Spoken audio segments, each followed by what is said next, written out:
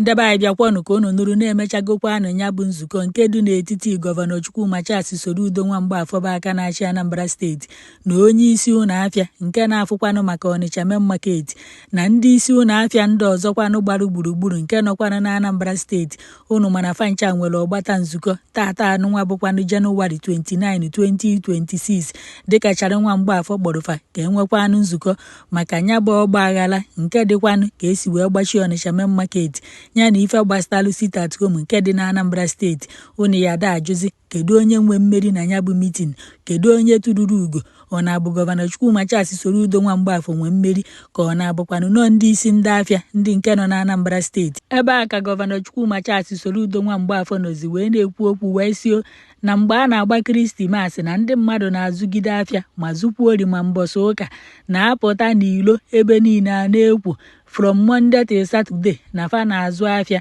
na si kedu ka a ga-esi wee gbachazi Krismas. Ndị mmadụ ewee sị n'aka na-eme sit at home. O mekwa ka ndị mmadụ mata na ife anụnwa a na-akpọkwanụ sit at home nọọsụ 2 years ka nya bụ sit at home kwụsịzikwanụ na nke anụnwa a na-anọzikwa n'ụlọ kịta anụnwa na nya bụ ife abụlọzikwa sit at home. O mere ka ndị mmadụ mata na ndị na-eme nya bụ sit at home na Anambra steeti, ndị na-amụnye nya bụ ọkụ na Anambra steeti na fa abụlọkwa ndị Anambra steeti. O mere ka ndị mmadụ mata na mgbe Nnamdi Kanu nọkwanụ n'ogige nke ndị DSS na nyanwa bụ Charles Nwamgbafọ jekwa n'ebe a wee jee neta Nnamdi Kanu na fa na-abụ kparịkọtakwanụ nkata gbasara nya bụ sit at home nya bụ ụlọ ndị mmadụ na-anọkwanụ on Monday na ọkọcharịa Nnamdi Kanu na nya bụ ife adụlọkwanụ Nnamdi Kanu obi mma na-anọkwanụ n'ụlọ mgbọsị Monde. Ife a bụ ife Charles Nwamgbafọ na-ekwu ebe anụnwa. O mekwara ka ndị mmadụ mata na o nwetagokwana atụmatụ ọfụrụ o ya eji wee dozi afịa niile nke dịkwana na Anambra steeti na ọkachasị Ọnịcha main market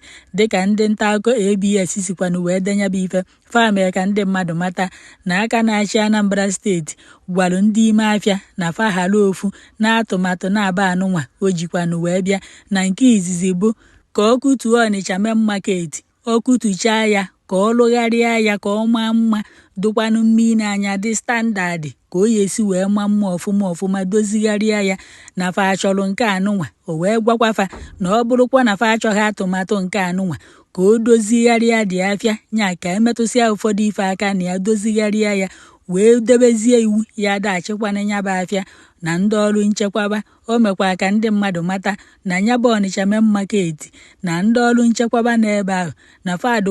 150 na fa bụkwanụrụ ibu nke nnukwu. O mekwa ka ndị mmadụ mata na ọ bụrụ na fa kweta ka ọ lụgharịa anya bụ afịa na oyi ekpotakwu ndị ọrụ nchekwaba wee tinyechakwu ebe niile na ndị ọrụ nchekwaba nọkwana na nya bụ Ọnịcha main market ọka nkụ. Emee ka ndị mmadụ mata na ka nya bụ okwu na-aga n'iru na gọvanọ na-achịkwa na Anambra steeti bụ Charles Nwamgbafọ Soludo na o kwechiri ma kwechirisie ike na ife gbasara sit at home na ọ chọrọzikwana ya na Anambra steeti na ya emechie na afịa ya da azụkwanụ every Monday. Emee ka ndị mmadụ mata ka nya bụ ife na-aga n'iru ka onye nke na-achịkwanụ main market, onye nke wetara afịa wee dịka Chijioke Ọkpara Ugo kwụrụzie ọtọ wee kwe nkwa wee sị na afịa ya da azụzikwanụ na main market mgbọsị Monde na afịa niile dị n'Ọnịcha ma nke dị na Anambra steeti na fancha ya da emepezi mgbọsị Monde na-azụ afịa. Ọ gakwa n'ilu wee yọọ aka na-achị Anambra steeti bụkwanụ gọvanọ Chukwuma Soludo Nwamgbafọ nya biko nya kpọpezie afịa ka ndị mmadụ jekwa n'afịa echi niile bụkwanụ Fraịde. Ife anụnwa bụkwanụ ayịyọ nke ọ yọrọ gọvanọ na-achị Anambra steeti mana ebe ndị ABS dezi nya bụ ife fee kwulozi na gọvanọ na-achị Anambra steeti na o kwetaziri na nya bụ ayịyọ Ọkpara Ugo Chijioke bụkwanụ onye isi ndị Ọnịcha main market yọkwanụrụ ya n'ọkwa ka nya bụ ife si wee gaa tata anụnwa bụkwanụ 29th of January 2026 bụkwanụ on Thursday na ndị isi afịa niile nọkwanụ na Anambra steeti ekwekọrịtago na fayada azụzikwa n'afịa every Monday na fayada emepe afịa. Ndị mmadụ na-asịzi na ịmazikwa na ndị na-azụ afịa nwa na faya ekwekwa wee bịa wee mepee chọpụ fa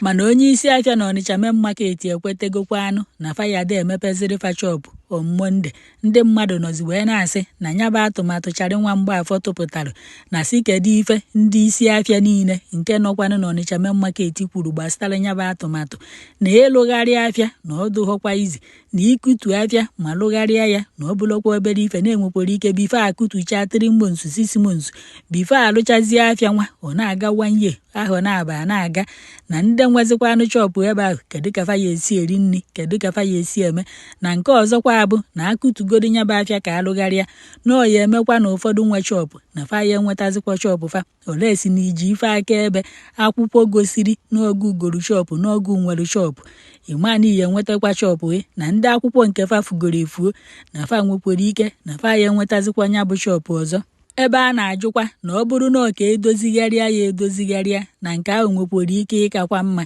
na idozigharị afịa dịkwa iche karịa ikutu afịa na idozigharị afịa nwezi ike etinyecha ya ụfọdụ ife na nke agha ya egbu oge na-enwere ike 6 months ma 3 months na-edozigharịchagokwa anya ya na ụdị dịkwanụ mmiri n'anya ụfọdụ nọ na kọmentị wee na-asị na ọ bụrụ na ya alụgharịkwa nya bụ afịa ọdị standard na ọ ya aka mma kama na bifo Charlie nwa Mgbafor a na-arụgharị ya na ya chọtalụ ndị anụnwa nọ n'Ọnịcha Main Market lokeshọn ebe ọzọ faya eje nọrụ wee na-azụ afịa o wee lụgharịsizie anya bụ afịa na ọ bụrụkwanụ nke ka akụkpọ onye ọbụla nọrụ n'ụlọ na falaiki ọkwọ nke ahụ na nke agha adịghị mma na agụụ ya egbukwa ndị mmadụ na-enwe ndị nwere famili na-azụkwa n'ezinụlọ fa n'ebe a ka fa sikwanụ wee na-eri nri na ọ bụrụgodo na-achọrọ idozigharịkwa ya edozigharị na si nyekwa fa saịtị ebe faya anọ wee na-azụgodo afịa otu na-alụcha ife ọbụla a chọrọ ịrụ n'ime nya bụ afịa fanwe wee sikwa ebe ahụ kwachiyata n'ime afịa na ọ bụrụ na ya eme ya etu a na nya bụ ala ọ tụpụta na ọ dịkwa mma kedu efe ị chere gị nwa na-ege ege